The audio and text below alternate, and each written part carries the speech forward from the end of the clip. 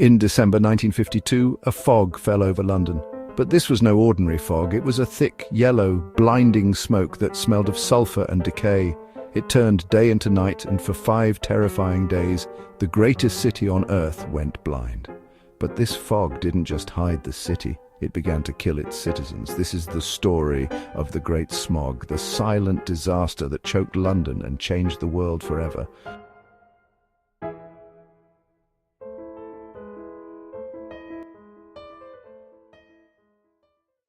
To understand the disaster, you have to understand the city in 1952. London was a city of coal. After World War II, Britain was rebuilding. Its mighty factories burned cheap, low-grade coal, rich in sulfur, belching smoke into the sky.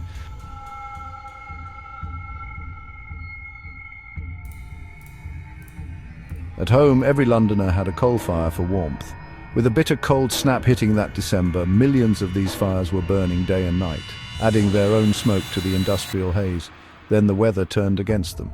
A weather phenomenon called an anticyclone settled over the region. This pushed the air downwards, creating a temperature inversion, a lid of warm air that trapped the colder air at ground level. All of that smoke from the factories and the homes had nowhere to go. It was trapped, concentrating into a deadly chemical soup. On the morning of Friday, December 5th, it began. The fog, now a thick smog, rolled in. And it didn't just reduce visibility, it eliminated it. People couldn't see their own feet. Transportation ground to a halt. Buses could only move if a guide walked in front with a flaming torch. The London Underground was overwhelmed. People abandoned their cars in the middle of the street, completely lost. The smog seeped everywhere. It slipped through keyholes and window frames, filling homes, cinemas and concert halls. During a performance at Sadler's Wells Theatre, the smog became so thick inside that the audience couldn't see the stage, and the show had to be cancelled. The city was suffocating both outside and in. At first, Londoners treated it with their famous stiff upper lip, but soon a far more sinister reality emerged. The smog wasn't just dirty, it was toxic. The combination of smoke particles and sulfur dioxide had created clouds of sulfuric acid.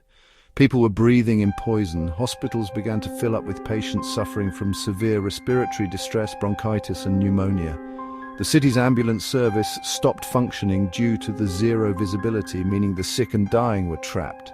Cattle at the Smithfield Market in town for a show had to be put down as they asphyxiated in the open air. And tragically, so did people. The deaths mounted silently. Undertakers ran out of coffins and florists ran out of flowers. For 5 days the smog held its grip. Then, on December 9th, a wind finally blew through, pushing the deadly cloud out to the North Sea. London could breathe again, but the true cost was only just beginning to be counted.